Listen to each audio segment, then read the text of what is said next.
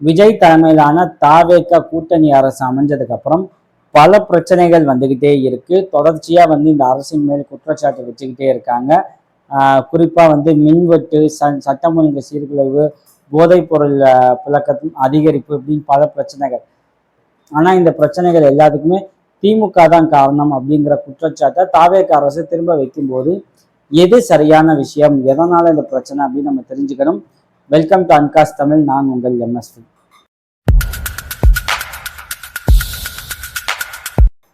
தாவேக அரசு என்ன சொல்லிட்டு இருக்கு, நாங்க வந்து எம்எல்ஏவா ஆனாலும், நாங்க வந்து அரசு அமைச்சாலுமே வந்து எங்களால சில விஷயங்கள் பண்ண முடியல. அதுக்கு காரணம் ஊராட்சியில, நகராட்சியில எல்லாமே வந்து இந்த ரெண்டு கட்சிகளோட ஆதிக்கம் தான் அதிகமா இருக்கு. அவங்க வந்து எங்களை திறன்பட செயல்பட விட மாட்டேங்கிறாங்க. அதுதான் இந்த மின்வெட்டுக்கான அடிப்படை காரணமாகவும் இருக்கு அப்படிங்கிற ஒரு குற்றச்சாட்டை தாவேக அரசு வைக்குது.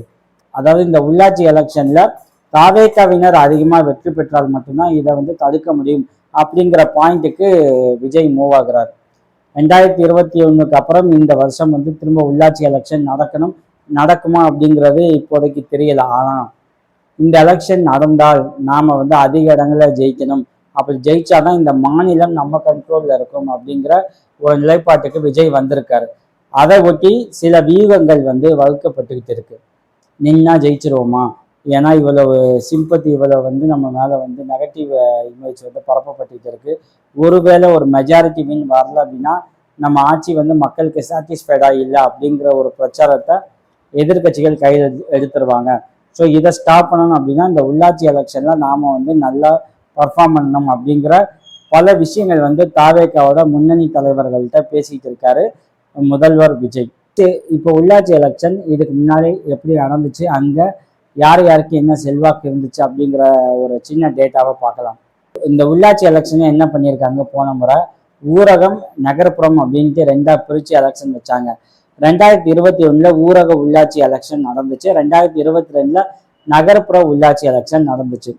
இதுல 2021 அதாவது 9 மாவட்ட ஊரக உள்ளாட்சி தேர்தல். அப்பதான் 9 மாவட்டங்களுக்கு மாவட்ட ஊராட்சி வார்டு உறுப்பினர்களுக்கான எலெக்ஷன். மொத்தம் எத்தனைனா 140 பிளேசஸ், 140 இடங்கள்.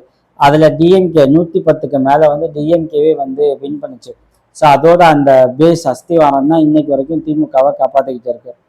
ஊராட்சி ஒன்றிய வார்டு உறுப்பினர்கள் அப்படி எடுத்தோம்னா மொத்தம் 1381. இதுல டிஎம்கே மட்டும் 1100க்கும் அதிகமான இடங்கள் டிஎம்கே வின் பண்ணியிருக்கு. So sweep majority. இதுல விஜய் மக்கள் இயக்கம் 129 இடங்கள். என்னது விஜய் மக்கள் இயக்கம் இதுக்கு முன்னாடி எலெக்ஷன்ல போட்டிட்டு இருக்கா அப்படின்னு நீங்க யோசிக்கலாம். எஸ், இந்த உள்ளாட்சி எலெக்ஷன்ல விஜய் மக்கள் இயக்கம் போட்டியிடலாம், விஜயோட போட்டோவையும் பேரையும் பயன்படுத்திக்கலாம் அப்படிங்கிற அறிவிப்பு வரவும் நேரடியா விஜயை வந்து ரெப்ரசன்ட் பண்ணி இந்த எலெக்ஷனை ஃபேஸ் பண்ணி 129 கிட்டத்தட்ட 169 சம்திங் நின்னாங்க. அவங்க நின்னது அதுல 129 பிளேசஸ் வந்து விஜய் மக்கள் இயக்கம் வெற்றி பெற்று மாபெரும் வெற்றி. அது வந்து எல்லாராலும் கவனிக்கப்பட்டது.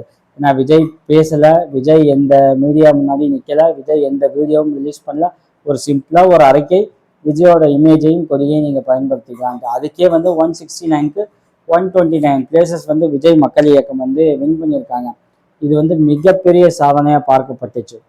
இப்போ 2022 டிஎம்கே 7701 வார்டுகள் வெற்றி, மாபெரும் ஸ்வீப். ஏடிஎம்கே 2008, இண்டிவிஜுவல்ஸா 1945 பேர், காங்கிரஸ் 592, பாஜக 308, சிபிஐ சிபிஎம் ரெண்டும் சேர்ந்து 200க்கும் மேற்பட்ட இடங்கள் வந்து ஜெயிச்சாங்க. ஸோ இதுலையும் வந்து விஜய் மக்கள் இயக்கம் வந்து ஒரு பெரிய செல்வாக்கு கொண்டு வந்திருக்கு. அதாவது விஜயோட பேரையும் போட்டோவையும் பயன்படுத்திக்கலாம் அப்படின்னு சொன்னதுக்கே இந்த ஒரு விக்டரி. அப்புறம் இவங்களை வந்து சென்னைக்கு வர வச்சு ஃபோட்டோ எடுத்துக்கிட்டாரு, விஜய் ஃபோட்டோ எடுத்துக்கிட்டாரு. அதுவுமே வந்து நிறைய பேசப்பட்டுச்சு. இப்போ விஜய் ஒரு நடிகராக இருக்கும்போதே இந்த ஒரு வின்னிங் பாசிபிலிட்டி இருக்கு அப்படின்னா இன்னைக்கு விஜயோட வேவ் செம்ம சூப்பராக இருக்கு. விஜயோட ஸ்ட்ராட்டஜிஸ் எல்லாமே பாசிட்டிவாக ஒர்க் அவுட் ஆகிட்டு இருக்கு அவங்களோட சப்போர்ட்டர்ஸுக்கு. இன்னைக்கு அவர் ரூலிங் சிஎம். ஸோ அப்போ இந்த சுச்சுவேஷன்ல உள்ளாட்சி எலெக்ஷன்ல தாவேகா வெறித்தனமாக பர்ஃபார்ம் பண்ணக்கூடிய வாய்ப்பு இருக்கு. அது விஜய்க்கு ஒரு மிகப்பெரிய செல்வாக்கு உருவாக்கும். ஏன்னா கிரவுண்ட்ல என்ன பண்ணுவாங்கன்னா சிஎம் விஜய் தான், நீங்கள் விஜய் சப்போர்ட்டர்ஸ்க்கு நீங்கள் ஓட் போட்டீங்க அப்படின்னா உங்களுக்கு தேவையான அடிப்படை வசதிகள் வந்து செஞ்சு தரப்படும் அப்படின்ட்டு தாவேக்காவோட கேம்பெயின் இந்த ஸ்ட்ராட்டஜி இப்படி தான் இருக்கும். இங்கே எதிர்கட்சிகளோட எந்த கேம்பெயின் ஸ்ட்ராட்டஜியும் பெருசாக ஒர்க் அவுட் ஆக வாய்ப்பு இல்லை. ஸோ இப்போ இந்த சுச்சுவேஷனில் விஜய் வந்து ஈஸியாக வந்து டீல் பண்ணிட முடியாது அப்படிங்கிற ஒரு விஷயத்தையும் பார்க்கணும். ஆனால் at the same time MGR சிஎம்மாக இருக்கும்போது உள்ளாட்சி எலெக்ஷனில் டிஎம்கே சூப்பராக பர்ஃபார்ம் பண்ணியிருக்கு. ஏன்னா நிறைய பேர் என்ன பண்ணுவாங்க, எம்ஜிஆர் வந்து அவர் இருக்க வரைக்கும் வெற்றி அவருக்கு தான் அப்படின்வாங்க. கிடையாது. உள்ளாட்சி எலெக்ஷன்லையும் மக்களவை எலெக்ஷன்லையும் டிஎம்கே அலையன்ஸும் சூப்பராக பர்ஃபார்ம் பண்ணியிருக்கும். எம்ஜிஆரோட ஏடிஎம்கே அந்த டைமிங்கில் ஒரு சுமாரான பர்ஃபார்மன்ஸ் தான் இருந்திருக்கு. அப்படிங்கிற அந்த யதார்த்தமான ஃபேக்சுவல் ரீசனை நம்ம புரிஞ்சுக்கணும். ஸோ வரப்போகிற உள்ளாட்சி எலெக்ஷன் உண்மையிலேயே வந்துச்சு அப்படின்னா அது வந்து விஜய்க்கு சாதகமாக அமையுமா பாதகமாக அமையுமான்னு நம்ம இப்போ ஃபுல்லாக கணிக்க முடியாது.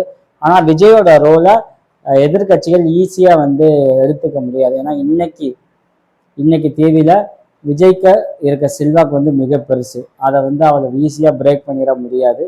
மீண்டும் வேறொரு டாபிக் குறித்து பேசுவோம். தேங்க்யூ.